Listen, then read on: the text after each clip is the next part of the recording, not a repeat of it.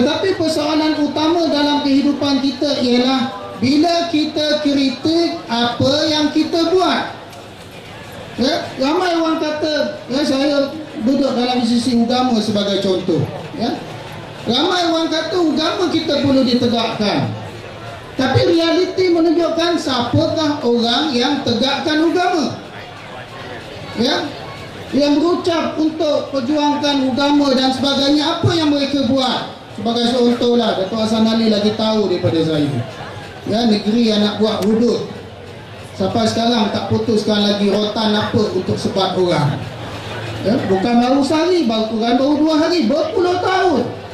Ya, tetapi golongan yang dikatakan sebagai menolak hukum Allah sentiasa berusaha untuk memperbaiki perundangan yang sedia ada, bagi kefahaman kepada rakyat, bagi kefahaman kepada orang ramai. Ya, sebab itu bila kita sebut nasihat, ia membabitkan perkara yang besar. Tidak mesti yang kita nasihatkan itu boleh berubah sehari dan semalam. Tidak. Ya, sebab itu Nabi SAW mengingatkan kita bahawa soal nasihat urusan yang mesti berterusan sepanjang masa. Seorang anak perlu menasihatkan bapa dia, seorang bapa juga perlu menasihatkan anak dia, dan tidak mesti perubahan itu berlaku serentak ataupun sekaligus.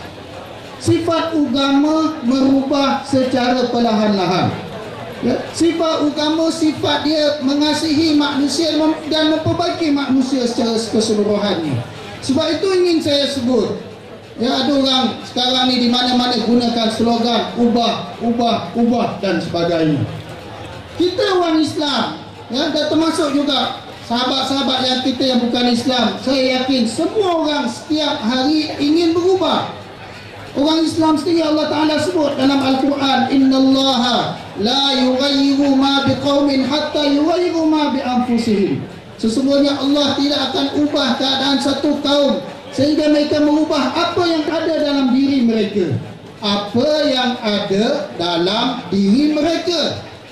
Ya, menyalahkan orang mudah. Sebut orang tu tak buat ni, orang ni tak reti itu, orang ni tak buat begitu, semua mudah. Tetapi tuan-tuan dan puan-puan sekalian, orang yang faham perjuangan dakwah Nabi SAW, dia tahu Nabi tidak suka menyalahkan orang.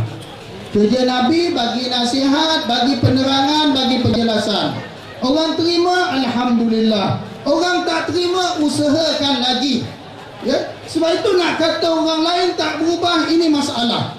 Ya, saya sendiri lihat, alhamdulillah, setiap hari perubahan yang dianjurkan oleh pihak pemerintah itu berlaku. Adalah kita tak nafi, kurang sana, kurang sini. Kalau kita ada anak 10, bukan 10 yang setuju pada kita. Ya? Tapi bila kita sebut konsep nasihat tadi, kalau ada yang kurang, bagi tahu. Pergi mengadu. Ya? Ini dia baru setitik bengek yang sedikit, macam satu dunia nak roboh. Ini masalah orang yang tidak faham konsep beragama dan konsep perubahan yang disebut di dalam hukum syarak. Saya teringat tuan-tuan, bila tengok apa yang berlaku di negara Arab pada hari ini. Soal betapa pentingnya nasihat. Ya? Soal berapa pentingnya kita berubah dari dalam diri kita sendiri, baru kita tengok masyarakat kita akan berubah. Ya? Iaitu apa berlaku pada negara Arab pada hari ini. Ya? Perubahan berlaku, tapi apakah ia bawa kepada kebaikan yang lebih besar? Tidak. Proses itu terlalu panjang. Sebab itu waktu berlaku perubahan daripada zaman Abdul Nasir kepada Anwar Sadat sebagai contoh, saya sebut cerita-cerita lama yang disebut oleh Syekh Syahrawi, antara ulama yang terkenal di Al-Azhar satu masa dahulu. Ya, pada hari zaman Abdul Nasir meninggal dunia, ramai orang seronok sebab mereka anggap zaman Abdul Nasir itu terlalu kejam. Tetapi Syekh Mutawalli Asy-Syahrawi menangis. Ya, orang tanya, pasal apa Pak Syekh menangis? Dia kata, belum tentu yang gantikan Abdul Nasir itu akan lebih baik daripada apa yang telah dia lakukan. Didapati Anwar Sadat lagi teruk daripada Abdul Nasir. Sebab itu kalau kita sebut ubah, ya, kita perlu berubah, tapi pastikan perubahan itu kepada perkara yang lebih baik.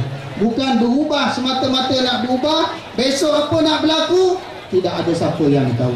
Tuan-tuan, sebut soal perubahan ini, ya, jadi syok pula ceramah. Ya. Saya datang daripada tempat yang amat minoriti Muslim, ya, dan kita bergantung pada saudara-saudara Muslim kita yang lain. Dan kalau perubahan pada saudara majoriti itu berlaku kepada yang negatif, bayangkan mereka yang minoriti, apa akan berlaku kepada mereka. Akhir sekali, ya, sebab saya tengok jam, Tan Sri pun nak berucap sekejap lagi, ya. Akhir sekali yang saya nak sebut ialah ramai orang cuba nak sebut hukum hakam soal mengundi. Ya, antara yang cuba disebarkan ialah kalau kita pangkah orang tu lepas tu buat salah, kita tanggung dosa orang yang kita pangkah tadi. Subhanallah.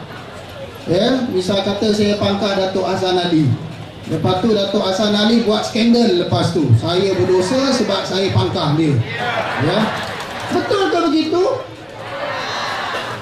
Ya, kalau kita silap pangkah, ya, kita pangkah pada masa kita yakin orang itu betul, ya, kumpulan orang itu betul, orang itu akan bawa kebaikan kepada kita. Kalau berlaku perubahan kepada dia, kita tegur dia, bagi nasihat kepada dia. Ini banyak orang fikir semata-mata kerana lihat jangka pendek, dia tak tengok jangka panjang, ya, dia tengok pada individu yang kecil, dia tak tengok kepada organisasi yang lebih besar.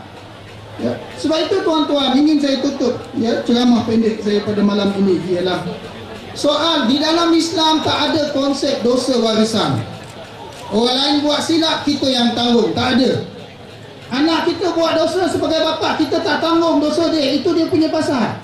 Ya, sebab itu dalam soal memilih siapa yang nak dipilih sebagai pemimpin kita, kita pilih orang yang boleh memimpin kita. Bukan dia isytihar, pilihlah saya boleh pimpin anda. Tidak, dalam agama tidak ada konsep begitu, ya. Dalam konsep agama kita yakin dia bersih, kita yakin dia boleh buat kerja, kita yakin dia boleh memimpin rakyat, maka kita kena bagi kepada dia. Sebab itu ditanya kepada Al-Imam Ahmad bin Hanbal rahimahullah ta'ala, Imam Ahlussunnah wal Jamaah, ya, kalaulah berlaku, ya, pemilihan di antara dua manusia, seorang itu kuat tapi dia jahat, seorang lagi baik tapi dia lembek, ya, kita nak pilih yang mana? Kata Imam Ahmad, pilih yang jahat pun tak apa, sebab dia kuat akan menguatkan orang ramai. Kejahatan dia urusan dia dengan Allah Ta'ala, ya. Tapi yang baik tadi baik untuk diri dia, bila dia lembek, dia bawa mudarat kepada orang yang lebih ramai. Jadi tuan-tuan dan puan-puan sekalian, kita fikirlah, kita fikir balik, tengok balik, ya, kesan daripada apa yang kita pangkah nanti. Ya, saya tak kempen pada mana-mana pihak, cuma saya dah sebut awal tadi, saya dah umum saya pangkah siapa, ya.